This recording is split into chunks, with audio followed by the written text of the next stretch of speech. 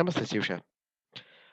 Welcome, students, to the 10th lecture of Business Organization and Management Fundamentals of Management for BBA and BCom Semester 1.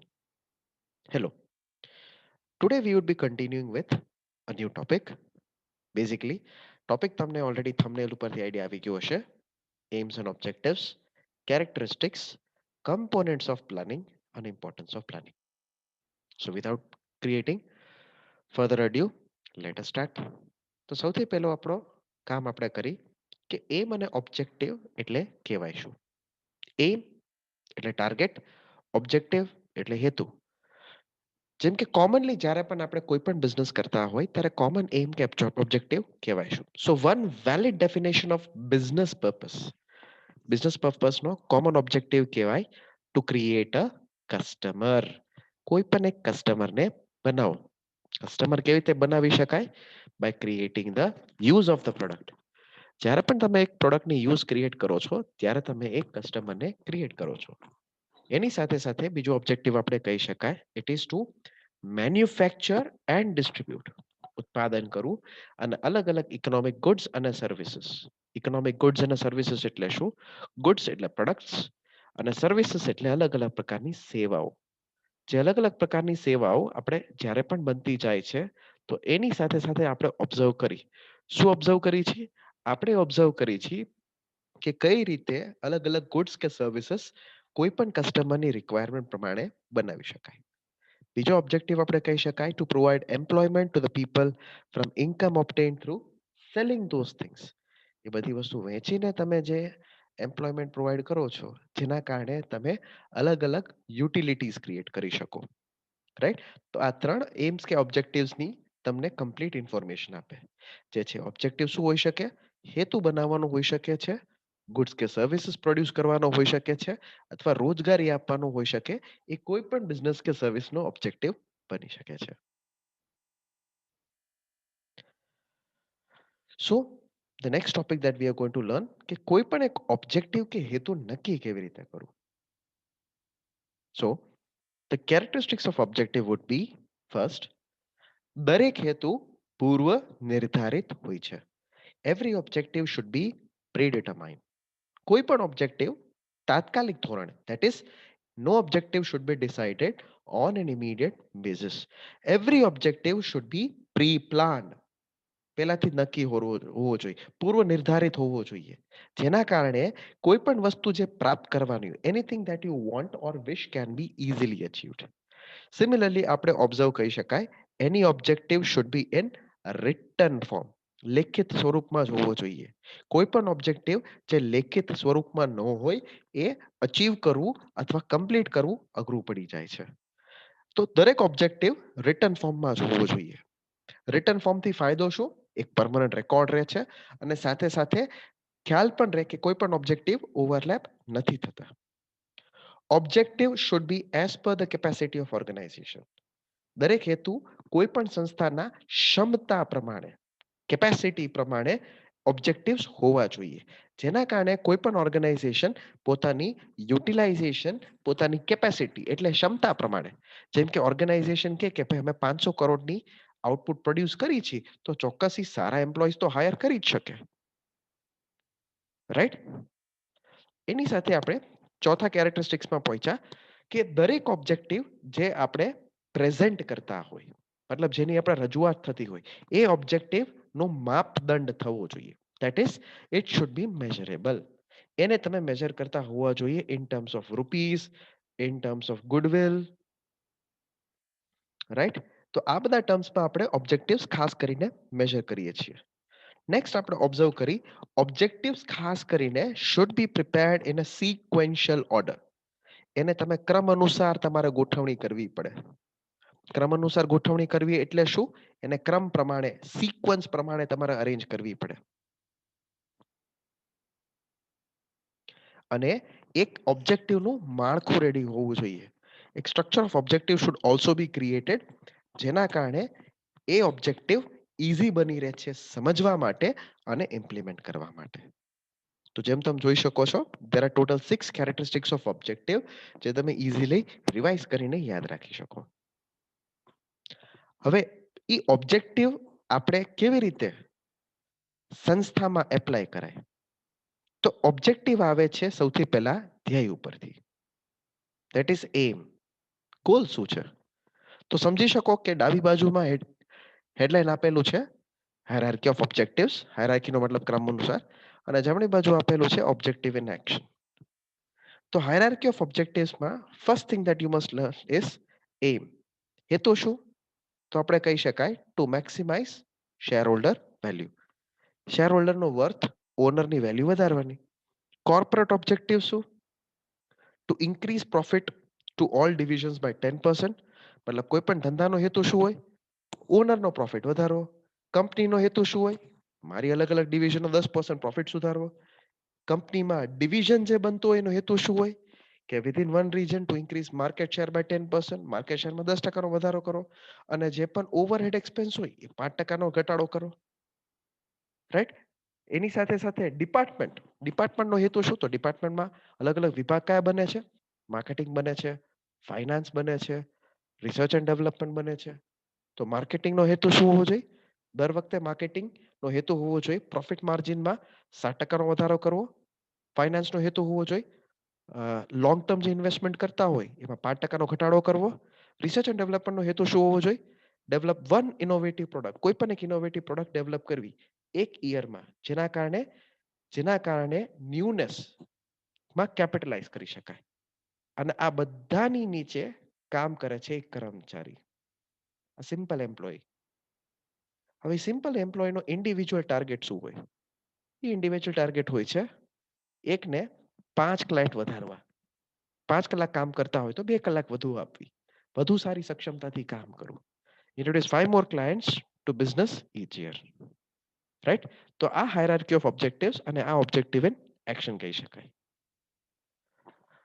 હવે આપણે સમજવાની જરૂર છે કે કોઈ પણ પ્લાન જ્યારે બનતો હોય ત્યારે કોઈ પણ પ્લાન કોને ધ્યાનમાં રાખીને કરવામાં આવે છે?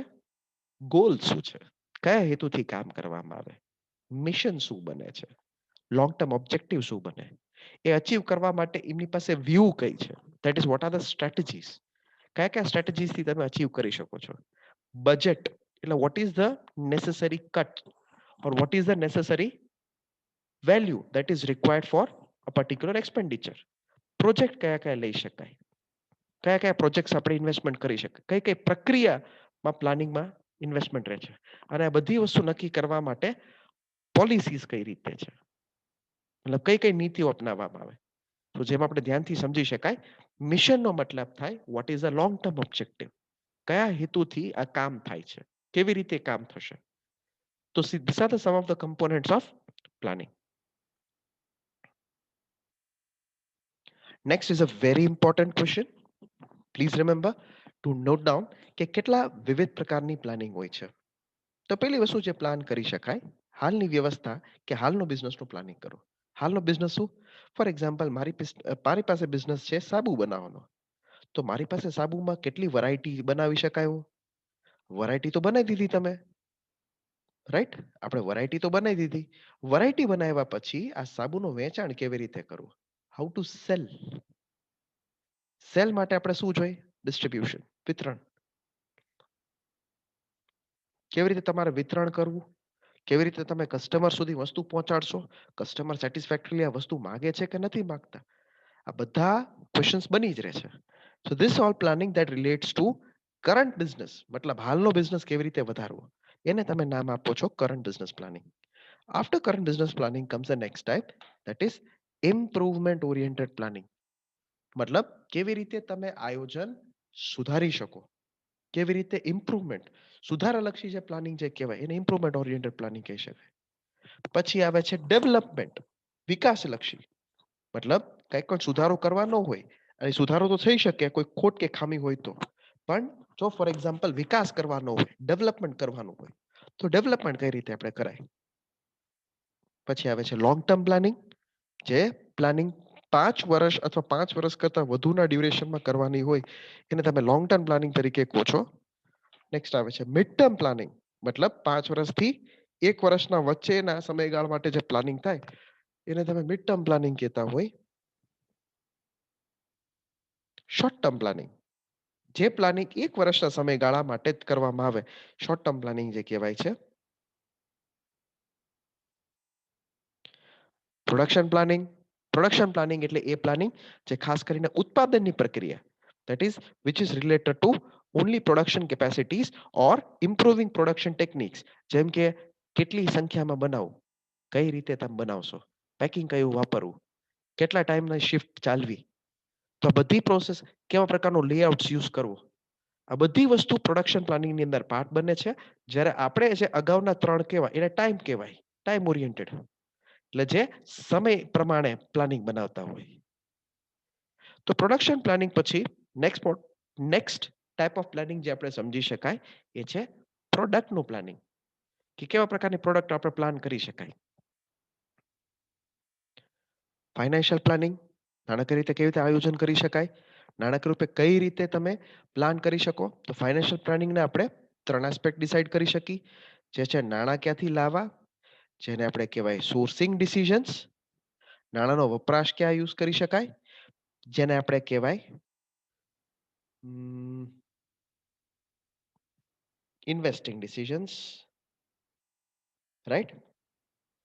પછી આપણે નાણાંમાંથી જે વળતર પ્રાપ્ત થાય એનું વિતરણ કેવી રીતે કરવું, ડિવિડન્ડ, મતલબ how to obtain, how to utilise and how to give returns, કેવી રીતે તમે વળતર આપી શકો. સો એને ડિવિડન્ડ ડિસિઝન કહેવામાં આવે છે, રાઈટ. નેક્સ્ટ આપણે ઓબ્ઝર્વ કરી શકાય market planning. So what is market planning?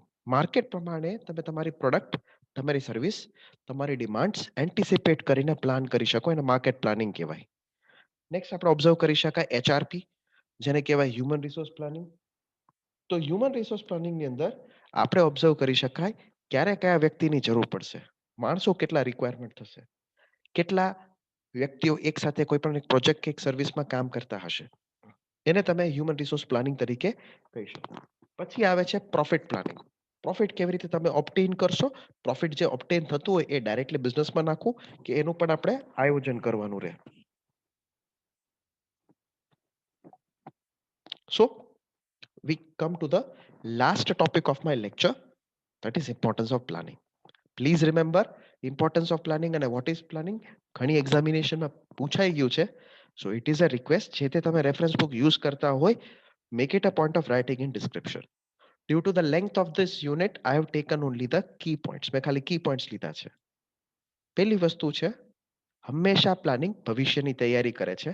એટલે ભવિષ્યની કોઈ પણ પ્રકારની અનિશ્ચિતતા હોય, if there is any kind of uncertainty or any kind of risk એટલે શું?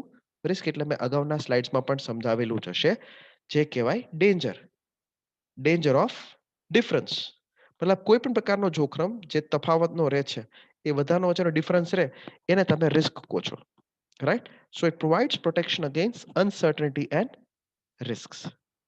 નેક્સ્ટ આપણે સમજી શકાય એ બગાડ, ધેટ ઇઝ કોઈ પણ પ્રકારનો વેસ્ટેજ હોય, બગાડ થતો હોય એને અટકાવે છે. બગાડ દર વખતે નુકસાનમાં જ રિઝલ્ટ કરે, વેસ્ટેજ હંમેશા લોસમાં જ રિઝલ્ટ કરે છે. એટલે મેનેજમેન્ટને વધુ સક્ષમ બનાવવા માટે, વધુ એફિશિયન્ટ બનાવવા માટે બગાડ શું કરાવવું પડે? બગાડ બની શકે એટલો આપણે ઓછો કરાવવો પડે. નેક્સ્ટ આપણે ઓબ્ઝર્વ કરી શકાય planning makes it possible to economise. Planning economise મતલબ કેવી રીતે તમે સસ્તું રાખી શકો, કેવી રીતે ઉપલબ્ધિ નાની બની શકે છે, એ બનાવવામાં સક્ષમ પ્લાનિંગ બની રહે છે. અને એક્ટિવિટીઝ જે કહેવાય એ વ્યવસ્થિત આકાર રહે છે. Activities take economic systematic shape. એ સિસ્ટમેટિક શેપ લેવાના કારણે આપણે કહી શકાય કે દરેક એક્ટિવિટીને એક ઇમ્પોર્ટન્સ મળે છે, દરેક એક્ટિવિટીને એક સિક્વન્સ મળે છે. પ્લાનિંગના કારણે ખબર પડે કે બિઝનેસને કયા હેતુઓ પ્રાપ્ત કરવાના છે, બિઝનેસને કયા ઓબ્જેક્ટિવ ઇમ્પોર્ટન્ટ છે, બિઝનેસમાં કયા ઓબ્જેક્ટિવ પ્રાયોરિટી ઉપર આવે છે. એની સાથે આપણે કહી શકાય એમ્પ્લોય અને employer cooperation is made possible. Employ અને એમ્પ્લોયરનો સહકાર જે હોય એ શક્ય બને. જે પણ નિર્ણય જવાબદારીની હોય એ સરળ બને છે, કેમ કે ખબર હોય કે કયા વ્યક્તિઓ જવાબદારી લેવા માટે તૈયાર હોય, કયા વ્યક્તિને કેવું કામ સોંપી શકાય છે અને જવાબદારી કેટલી હદે એમની પાસે કામ કઢાવી શકાય. સારું સંકલન, that is better coordination becomes possible, due to which there is no conflict. કોઈ પણ પ્રકારનો મતભેદ કે કોઈ પણ પ્રકારની લડાઈ થતી નથી. રાઈટ? સો નિયંત્રણ કરવું પ્લાનિંગ કરવાના કારણે ઈઝી બને છે. કંટ્રોલિંગ ફેક્ટર્સ રાખવા, કોઈ પણ પ્રકારની એક તમારે લગામ જોતી હોય જેના કારણે કોઈ પણ વસ્તુ ખરાબ ન થાય, બગડે નહીં, એના માટે ખાસ પ્લાનિંગ જરૂરી બને છે. અને વિશ્લેષણ કેવી રીતે કરવું એ એસેસમેન્ટ પણ શક્ય બને. સો we have completed the importance. I think this much would be sufficient. એકવાર જરા નજર ફેરવી લો કે કેટલા ટોપિક્સ આપણે કવર કર્યા છે. ફર્સ્ટ જે વસ્તુ જે આપણે આ લેક્ચરમાં કવર કરી એ હતી what are aims and objectives. Aims and ઓબ્જેક્ટિવ્સમાં પહેલા મેં ઉદાહરણ સમજાવ્યા કે કઈ રીતે એમ્સ એન્ડ ઓબ્જેક્ટિવ્સના અલગ અલગ એક્ઝામ્પલ બને. પણ કોઈ પણ સામાન્ય વ્યક્તિને સમજવા માટે મેં પછી કેરેક્ટરિસ્ટિક સમજાવ્યું કે લાક્ષણિકતાઓ શું કહેવાય.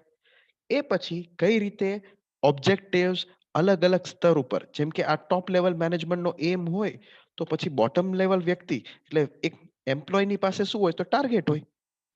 રાઈટ? પછી એ પર્ટિક્યુલર પ્લાનિંગના તત્વો કયા કહેવાય, વોટ આર કમ્પોનન્ટ્સ. પછી આપણે ટાઈપ ઓફ પ્લાનિંગ સમજ્યા. અને લાસ્ટ ટોપિક જે આપણે જે વસ્તુ સ્લાઇડમાં સમજ્યા that was importance. Once again, I make it a point. Please write it down in your notebook. એક્ઝામિનેશનમાં લગતા રાઇટિંગ પ્રેક્ટિસ ફરજિયાત હોવી જોઈએ. I think this much would be sufficient for this part of the lecture. That is my 10th lecture. Next part આપણે મારા 11th lectureમાં cover કરશું. Thank you very much. Have a nice day.